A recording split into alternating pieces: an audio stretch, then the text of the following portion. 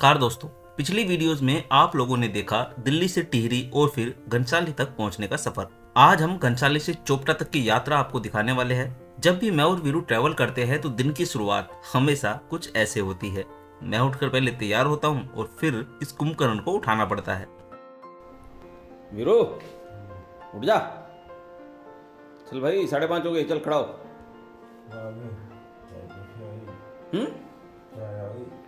अबे चाय के लिए से मना कर दिया था, चाय कहाँ से आएगी? तू ही बोल रहा था 5:30 बजे तो निकल जाऊंगा मैं। अंधेरा है भाई अभी बाहर बहुत। अबे उठ जा यार 2-4 मिनट, चल जल्दी खड़ा हो।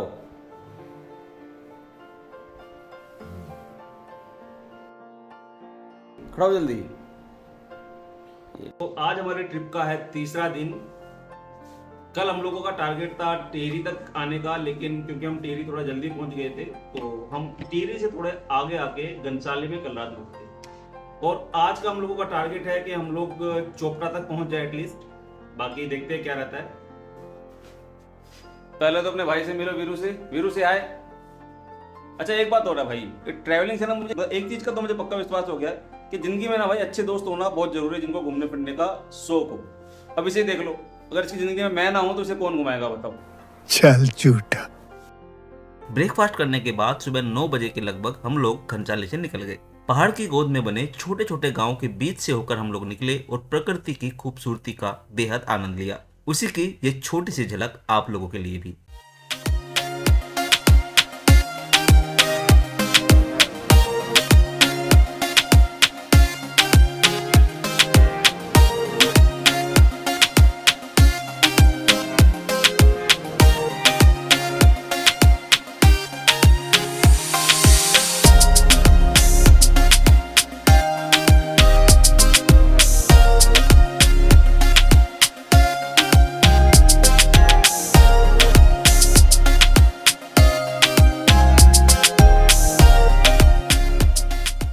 ऐसे ही एक गांव से थोड़ी दूर हमें एक अम्मा अपने पोते के साथ भेड़ों को चराती हुई नजर आई तो उनसे बात करने का मन हुआ।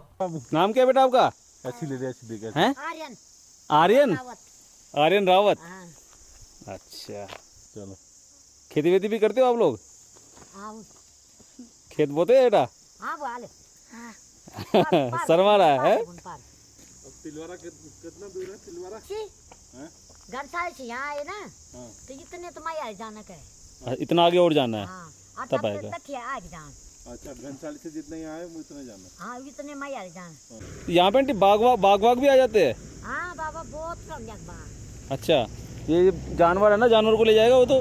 हाँ पकड़ दिया तो एकदम अब किनारे किनारे तो जल को बाहर आउट अब हम पता नहीं चलना कि क्या आली। हाँ छतली दे दे मतलब आ सकता है, मतलब है ना, ऐसा रिस्क रहता ही है। बकरी किनारे किनारे जाएगी, कब ले जाएगा पता नहीं लगेगा है ना।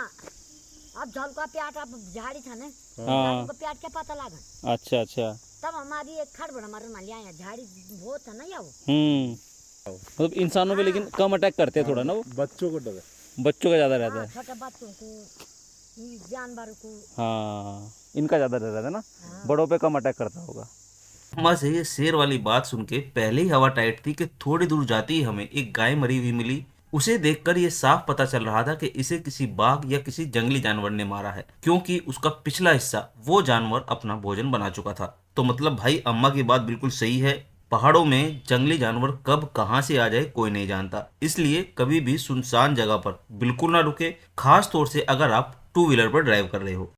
ये देखो भाई क्या खूबसूरत जगह है, साफ मौसम, खूबसूरत पहाड़, दूर दूर तक फैले सीढ़ीदार खेत और इनके बीच में बने ये छोटे छोटे गांव। कई बार ना रास्ता भटककर भी आप सही जगह पहुंच जाते हो। असल में हमें यहाँ से नीचे वाली रोड पर जाना था, मगर हम गलती से ऊपर आ गए। लेकिन जगह इतनी प्यारी लगी ना भाई कि थोड़ी देर हम यहाँ पर रुके, इसके बाद ही हम लोग आगे के सफर के लिए निकले। अब रास्ते में अगर इतनी खूबसूरत नदी मिल जाए तो बिना नहाए कैसे आगे जाए। ये मेन रोड के बराबर से ही रास्ता अंदर जाता है और फिर इस पुल से लोग नदी के दूसरी तरफ पहुंचते हैं। नदी पर पहुंचने के बाद हमने नहाने के लिए एक अच्छी सी जगह ढूंढकर नहाना शुरू किया। वीरू के साथ ना एक बड़ी प्रॉब्लम है, इसे जैसे ही नदी नजर आती है ना तो इसके अंदर का पहाड़ी जाग जाता है और फिर इसे तैरना होता है। और कई बार तो अंदर का ये पहाड़ी इतना हावी हो जाता है कि ये औरों को भी तैरना सिखाने लगता है। जैसे मैं हाथ चलाऊंगा हाँ वैसे ही तुम्हें पैर भी चलाने हैं ऐसे। ठीक है, माता मंदाकिनी तेरी रक्षा करे। तो भाई अब कुछ ये ऐसा है कि हम एक 8th क्लास के स्टूडेंट से ग्रेजुएशन पास करने की उम्मीद कर रहे हैं। तो अब मेरे को देखना मैं कैसे तैर रहा हूँ, ठीक है, आराम से, कोई जल्दबाजी नहीं। ओके। अच्छा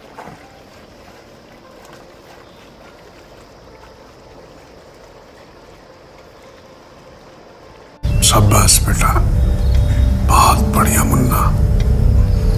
सही में दोस्तों, ठंडे पानी में नहा के मजा आ गया। अब हमारा अगला टारगेट था अंधेरा होने से पहले चोपटा पहुंचने का, जो हमने आसानी से हासिल भी कर लिया। जहां से तुंगनाथ धाम और चंद्रशिला ट्रैक शुरू होता है, उससे काफी पहले ही आपको इस तरह के कैंप नजर आने लगते हैं, जो देखने में काफी आई प्लीजिंग लगते हैं। वैसे इस ट्रैक का असली मजा आपको अगर लेना है तो मार्च अप्रैल में आइएगा, क्योंकि तब ये बुरांश के पेड़ जो आप देख रहे हो ना, ये पूरी तरह से फूलों से लदे होते हैं। इवन ट्रैक के रास्तों पर भी इन फूलों की खूबसूरती आपको अलग ही दुनिया में ले जाएगी। हाँ, इस मौसम में एक दिक्कत आपको ये हो सकती है कि बारिश की वजह से मौसम साफ नहीं होगा, तो ज्यादा दूर तक विजिबिलिटी ना होने की वजह से शायद आपको इतने साफ व्यू ना नजर आए। जबकि हम लोग अक्टूबर के लास्ट वीक में गए थे तो मौसम बिल्कुल साफ था, इस वजह से सारे पहाड़ और उनकी चोटियां हमें साफ साफ नजर आ रहे थे।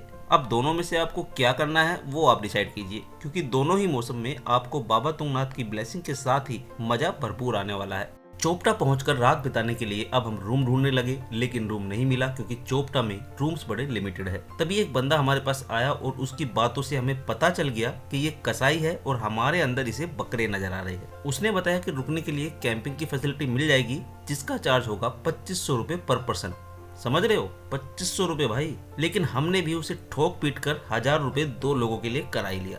कहाँ 5000 और कहाँ 1000 रुपए, मतलब जो मुंह में आया मांग लेते हैं। फर्क बस इतना था कि हमें मेन मार्केट से थोड़ा नीचे आना था, जो कि अगेन फायदे का सौदा था, क्योंकि जब कैंपिंग ही करनी है तो फिर मेन मार्केट में क्या करनी भाई, ओपन में करो, नेचर के बीचों बीच। इस टूर पर हमने 4 जगह स्टे किया, लेकिन सबसे ज्यादा ठंड हमें चोपटा में लगी, और इसकी वजह हाइट नहीं बल्कि कैंपिंग थी, जिसमें रूम के कंपेयर में कहीं ज्यादा ठंड लगती है। और अब आप देखिए कैंपिंग साइट का खूबसूरत नजारा, साथ ही कैंप कैसा था वो भी। ये देखो भाई यहाँ के खूबसूरत नज़ारे।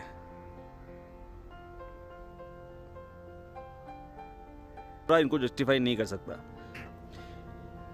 अगर आपको देखना है, जानना है कि ये कितना खूबसूरत है, तो उसके लिए आपको यहाँ आना ही पड़ेगा। अब मैं आपको दिखाता हूँ कैंप जहाँ पर हम रुके थे। तो ये आप देख रहे हैं चारों तरफ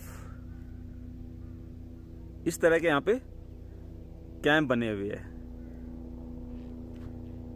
जिसमें मांगने को तो ये पर हेड 2500 रुपये तक मांग लेते हैं, लेकिन हमने कितने में लिया था और ये कैसा है मैं आपको अंदर से दिखाता हूँ। अभी देखिए,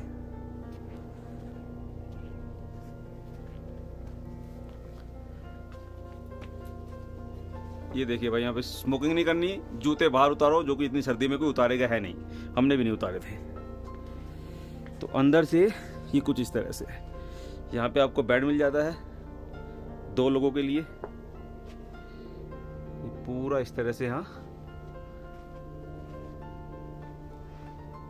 टेंट है तंबू टाइप, और साथ में इसमें अटैच्ड वॉशरूम भी है,